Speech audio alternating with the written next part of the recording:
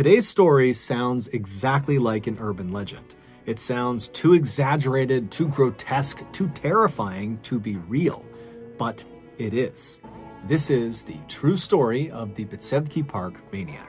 But before we get into today's story, if you're a fan of the strange, dark, and mysterious delivered in story format, then you've come to the right place because that's all we do, and we upload once or twice every week. So if that's of interest to you, please offer to help build the Like Button's new dresser they just got from IKEA, and as soon as you open it up, immediately find all the screws, strip them all, and then leave. Also, please subscribe to our channel and turn on all notifications so you don't miss any of our weekly uploads. All right, let's get into today's story.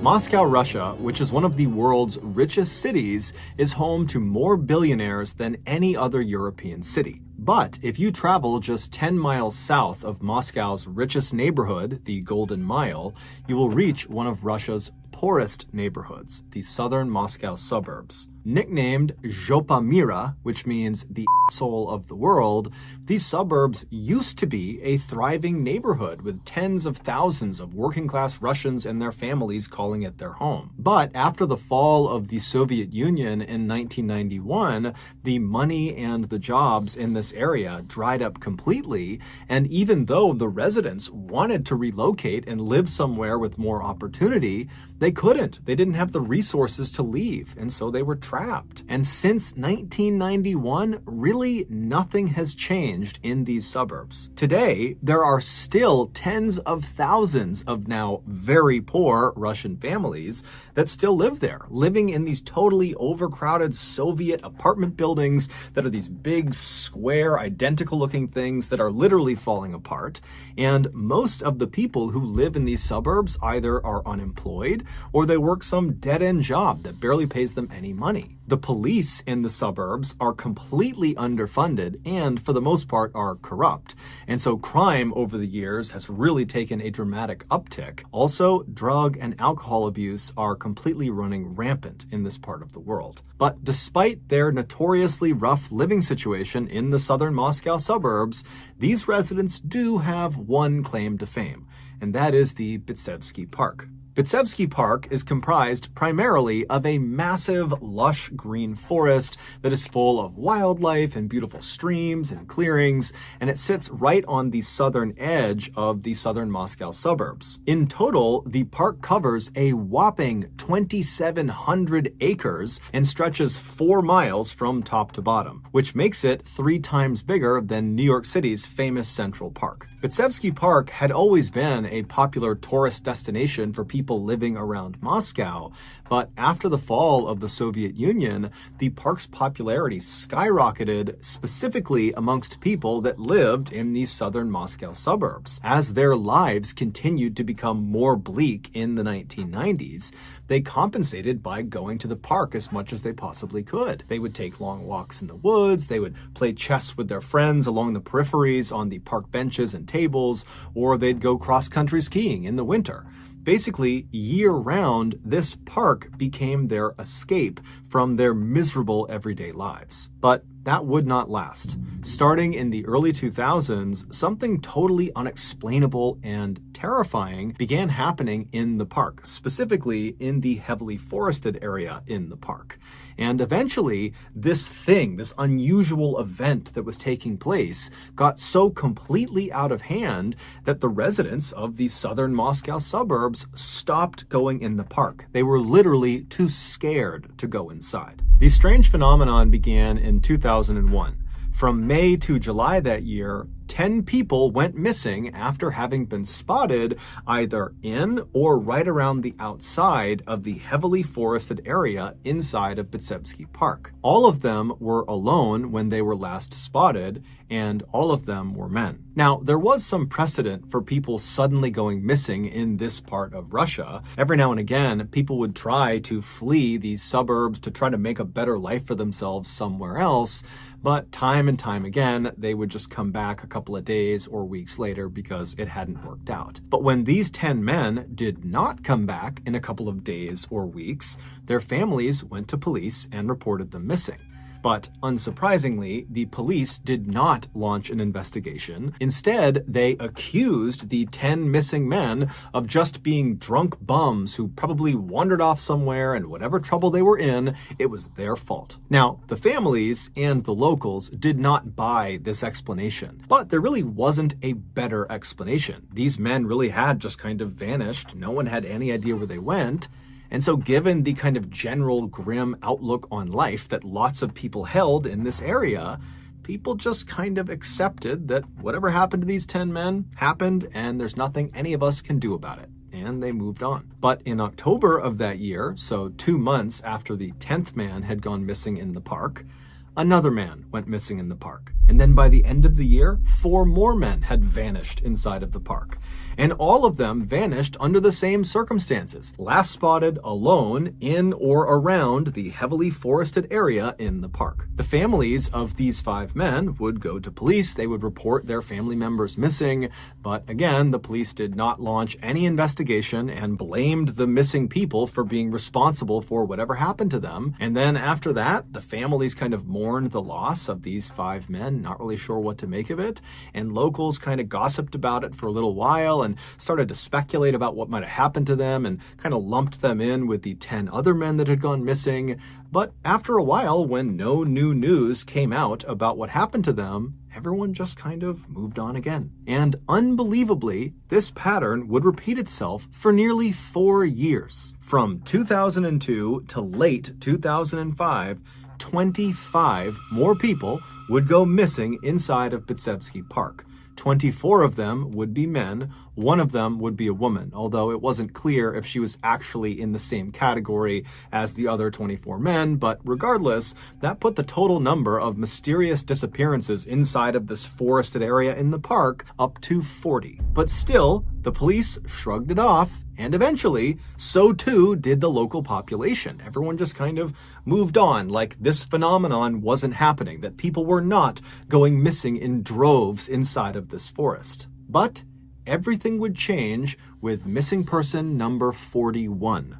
Because unlike the previous 40, this missing person would be found again. 63-year-old Nikolai Zakharchenko was a retired police officer who lived in a tiny apartment in the southern Moscow suburbs with his family. He was a classic Russian tough guy who chain-smoked cigarettes and drank lots of vodka. And even though he was well aware of the missing person phenomenon inside of this park, that wasn't about to stop him from doing the thing he loved, which was going on walks inside of this park. He figured whatever was out there, he could handle it. So one evening in November of 2005, Nikolai told his sister that he was going to go out for a walk in the park. But that night, he didn't come back, and so his family was very worried about him, but they decided they would wait until the next morning to see if maybe he showed up. But the following morning, when Nikolai did not show up, his family went to the police. But per usual, the police did nothing. A few days later, a local was walking fairly deep inside of the forest inside of Bitsevsky Park when they noticed well off the trail, off to the left side, there was something unusual kind of tucked in the underbrush. Now, this local was all alone. They had kind of a bad feeling about whatever this was, and so they called the police and they reported seeing something strange. And surprisingly, the police did actually come out and they went over to investigate, and they found this unusual thing was Nikolai Zakharchenko. He was lying face down, he was fully clothed, and he only had one injury, but it obviously had been fatal. He had a massive hole on the back of his head. This was not from a gunshot. This was from massive blunt force trauma.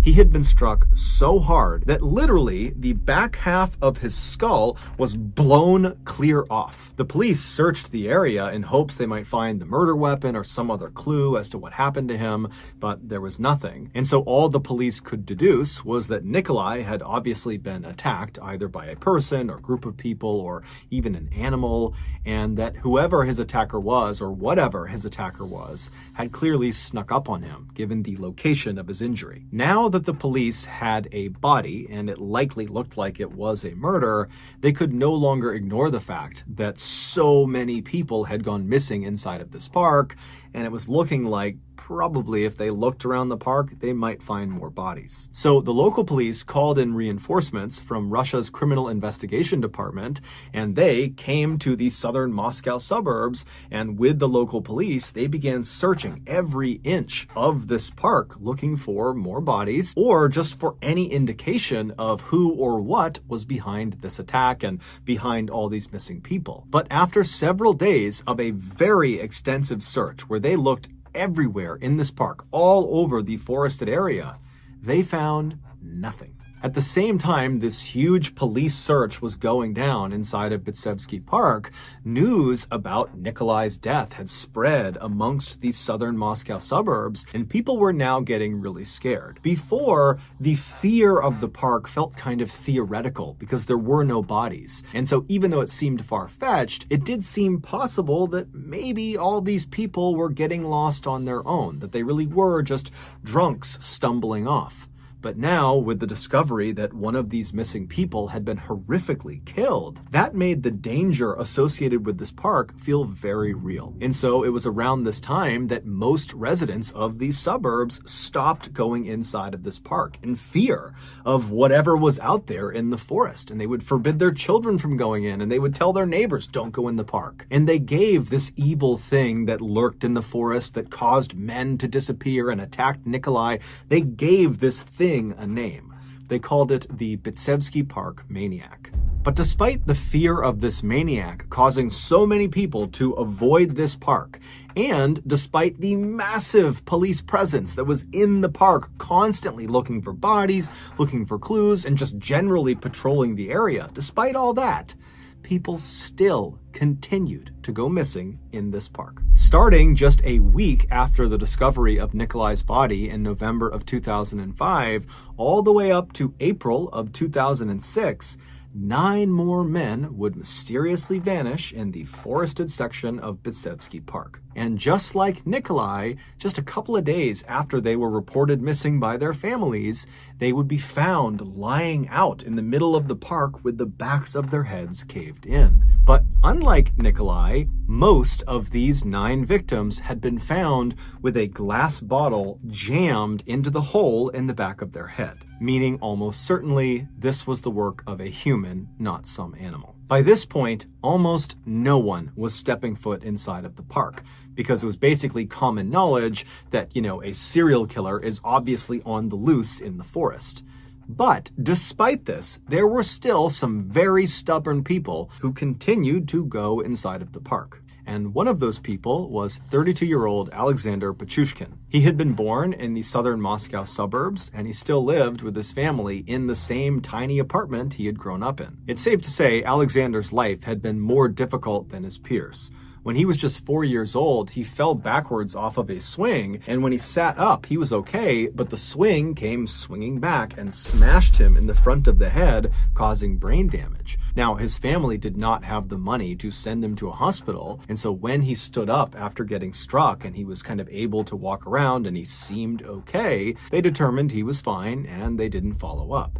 But Alexander was not fine. The injury had impaired his cognitive abilities, and years later, when he went to school, the other kids would bully him for sounding dumb. By the time Alexander was in high school, he felt like an outcast. He didn't have any friends, and he was miserable. But his grandfather, who lived in the same apartment complex as he did, he noticed this about Alexander, and he decided he would take him under his wing and he would look after him. And so the first thing he did is he asked Alexander to come over, and he taught him how to play chess, believing that would be something they could bond over. And when he taught Alexander the rules of this game, which are quite complicated, it was like it opened up the secret portion of Alexander's brain that had never been opened before.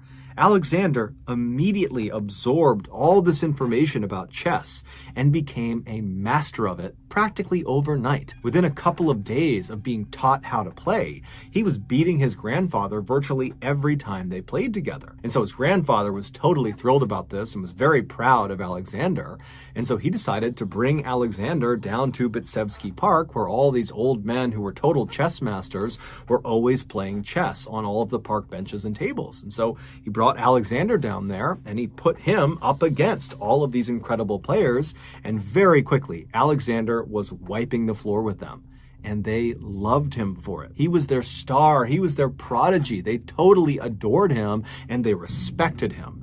And when they found out he was getting bullied at school, they made a point of telling him that he would always have a place with them in this park. And so for Alexander, this was like the best moment of his life. He finally felt like he was accepted and he finally felt happy. And so over the years, even after Alexander's grandfather passed away, Alexander continued to go down to Bitsevsky Park to play chess virtually every day. And he kept going to the park to play chess, even when men began going missing in the park, including some of the men he played chess with. And Alexander continued going to the park to play chess, even after bodies began piling up in the park. Alexander's mother was terrified for him and felt like he didn't understand the risk he was putting himself in by going to this park all the time. But every time she pleaded with him not to go, just take one day off from playing chess, Alexander would say, "Mom, I'm gonna be fine."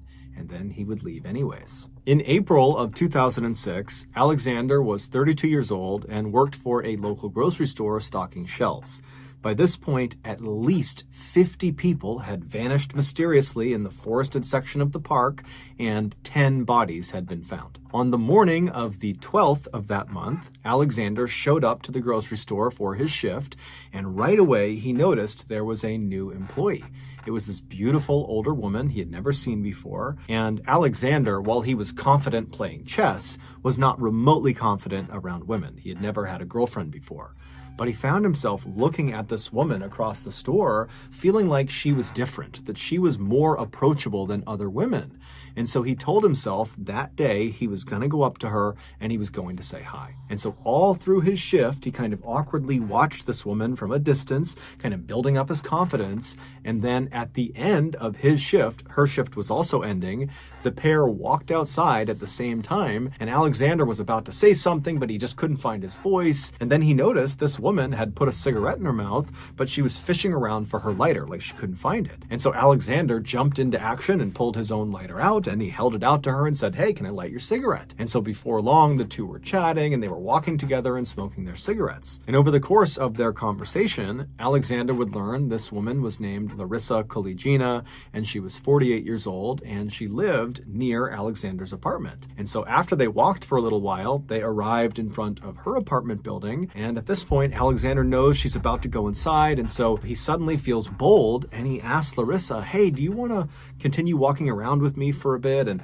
maybe do a pass through the park?" Now, at this point, the Bitsevsky Park was totally not a place you would bring people to. This is a place that everyone in the area is basically terrified of. But for Alexander, Bitsevsky Park was like his happy place. And so naturally, if he's going to take a woman on a date, that's where he's going to bring her. And surprisingly, Larissa was very quick to say, "Oh, let's go to the park." And so the two, they lit up another cigarette and they walked across the road and they walked through the front gates of the park. Their first stop was the chess tables along the periphery of the park, right outside of the forest. And the tables were totally empty. But at this point, that wasn't surprising given the fact that even amongst diehard chess players, really Alexander was the only one still willing to go back in there every single day. And so after seeing where Alexander spent all of his time, it seemed like it was time to turn around and leave. But neither Alexander nor Larissa wanted their date to end, and so they decided to light up another cigarette and then follow a walking path that kind of looped into the forest and came back out again. And as they entered the woods and got deeper and deeper into the forest, the chess tables that were behind them faded from view, and the sky began to get darker and darker as it was getting late. But the pair just kept on walking, maintaining their cheerful conversation. But at some point, as they talked and walked, the path below their feet stopped looking like the path they had originally set out on. Now they're stepping over broken logs and they're ducking under low-hanging branches, and it's not really clear if they're on a marked trail anymore. But neither of them bring it up. They just maintain their kind of light conversation and continue walking as if nothing's going on. However, they both definitely began walking faster and faster to maybe speed up this loop. But at some point, when it was very obvious they were no longer on a path, they both came to a stop. As they had walked, Alexander had been in front, and so when they came to a stop, he turned around and he looked at Larissa, and right away he could tell there was just something wrong about her. There was a look on her face that just didn't look right. She looked exhausted or sad or something. And then as he's looking at her, she inexplicably kind of collapses into a tree right next to her, and she grabs the tree with her arms and she slides down to its base, and she presses her cheek and her chest up against its bark, and she begins to cry. Alexander has no idea what's going on, so he just stands there staring at her. And in between sobs, Larissa looks up at Alexander and says, "You're the maniac, aren't you?" Alexander couldn't believe it. She was the first person to figure it out so quickly. Normally, he would have to tell his victims before he killed them. And so he smirked and he looked at her and he said, "Yes, I am." And so Larissa, at this point, she lets out this huge sob and she looks down and she keeps crying. And then she looks back up again at him and she says, "Are you going to kill me?"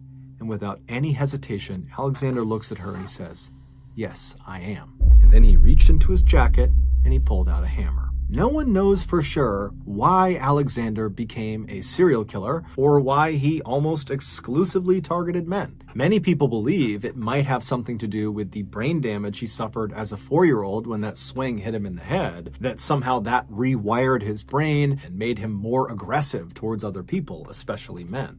But that's just speculation. And other than that injury, there really isn't much in Alexander's life that stands out as a big red flag. He just kind of floated about his life and followed the crowd. But in 1992, when he was 18 years old, he got this urge to kill, and he actually decided to act on it. He brought up this desire to a classmate of his named Mikhail Odachuk, and surprisingly, Mikhail says to Alexander, "I want to kill someone too. Let's do it together." And so the two met up a couple of days later and they headed off to Bitsevsky Park and began walking around the forest looking for a lone person that could be their victim. And as they're walking along, Alexander, he's fully committed, but he can tell Mikhail is not. He's starting to get cold feet and he's talking about, maybe let's stop for now and head back and maybe do this another time. And Alexander, he's getting more and more angry and frustrated with Mikhail until finally Alexander decides,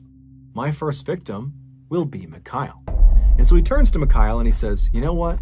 If you want to head back, you can." And Mikhail says, "Okay, maybe we can do this another time, right?" And Alexander says, "Sure."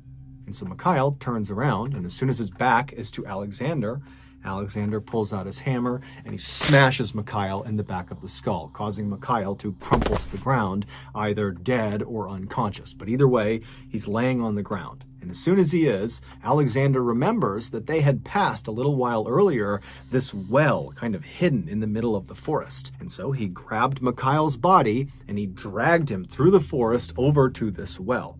And when he got to the well, he pulled the lid off of it, and then he picked Mikhail's body up, pushed him up and over the edge, and dropped him inside. And Mikhail fell 30 feet all the way down to the icy water below.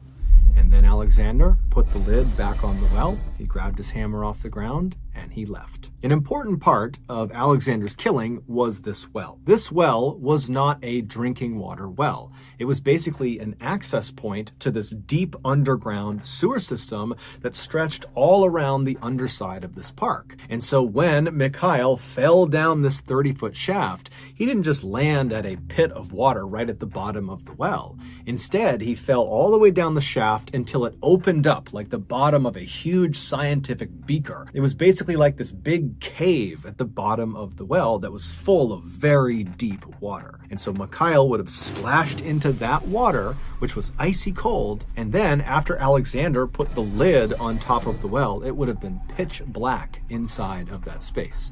Now, even if it had been lit up, there was no ladder for Mikhail to climb back out of. And there was a current running through this well because there were tunnels leading into it and then out the other side. And so Mikhail, if he woke up, if he was conscious when he hit the water, he would have immediately been swept into another tunnel. And many of the other tunnels that led away from this cave space were completely filled with water.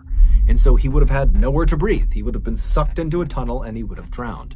And so whether Mikhail died from the strike on the back of the head or whether he drowned, we don't know. But he died after being thrown in the well.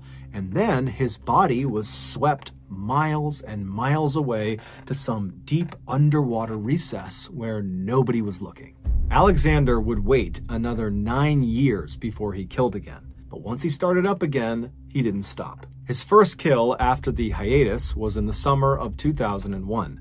His victim was a man he liked to play chess with. In fact, this was a man that loved Alexander and was definitely one of Alexander's friends. They regularly played chess with each other. And one day in May, after a game of chess, Alexander asked the man if he wanted to head into the forest to pay respects to his dog, who he had buried out in this forest.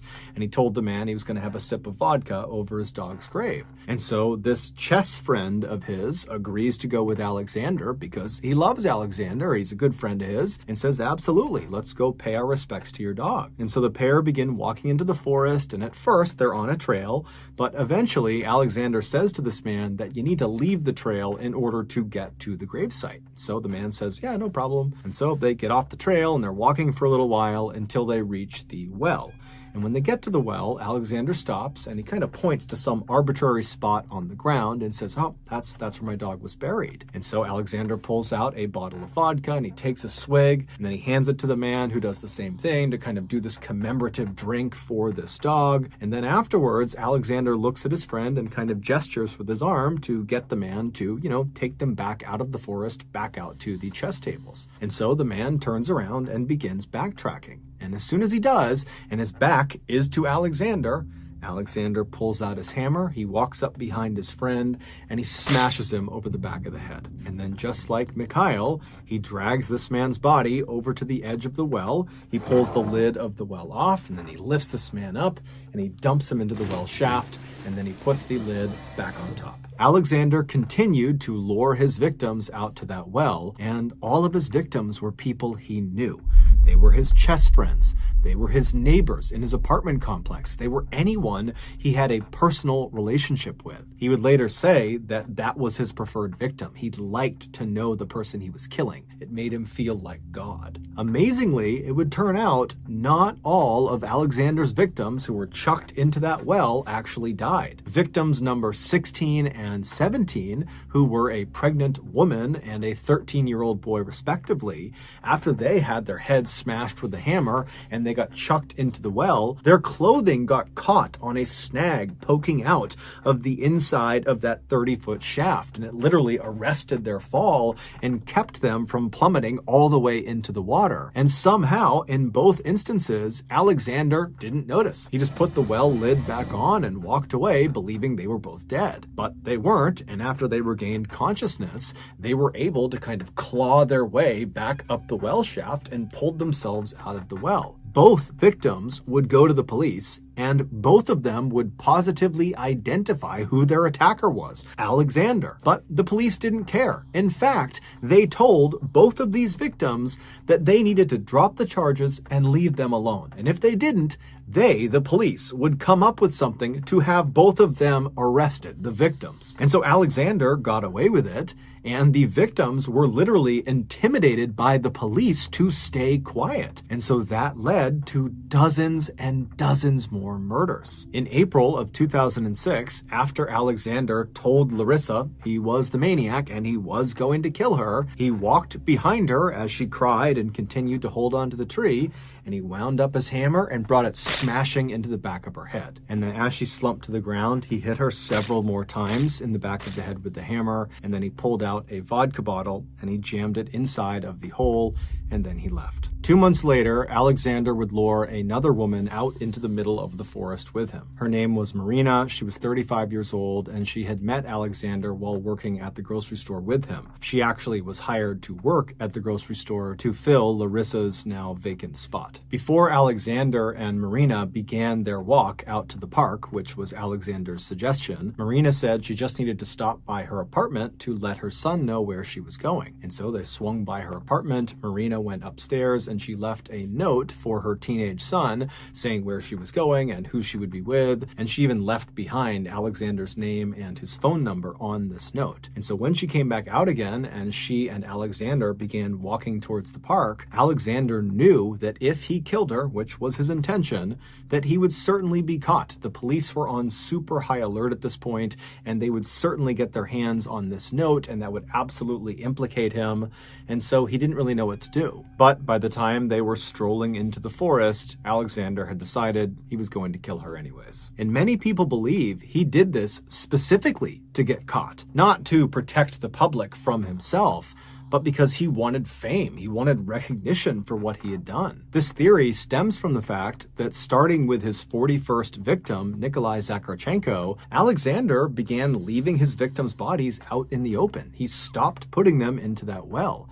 And he wouldn't just leave them out in the open. He would prop them up in strange poses against trees, and he would jam glass bottles into the holes in the backs of their heads, indicating he wanted the police to find them. That way, he could get all the credit he believed he deserved. When the police did finally arrest Alexander, they searched his apartment and they found this notebook. And in this notebook was a picture of a chessboard. Now, a chessboard has 64 squares on it, and in Alexander's notebook, this chessboard had 62 of the 64 squares filled in. And Alexander would explain to police that that was his scorecard. He had 62 victims. It would turn out 2 of those people had actually survived, the pregnant woman and the 13-year-old boy, but still, there were 60 murders accounted for in this notebook. Alexander would be fully cooperative with police and would tell them every detail he could possibly remember about every single killing, including what conversations were like with the person he killed right before he killed them. He would also often reenact what he did to the person and how he felt afterwards. It was very clear that Alexander was reveling in the attention he was getting from law enforcement, and it was very clear that he loved talking about killing. Ultimately, the police were only able to gather enough evidence to charge Alexander with 49 murders, not 60. And when Alexander heard this, he was totally disappointed, and he asked the judge if he could get credit for the other 11 murders to maintain his 60-victim mark. The judge said no. During his trial, Alexander was deemed to be such a threat, he was kept inside of a glass cage the entire time.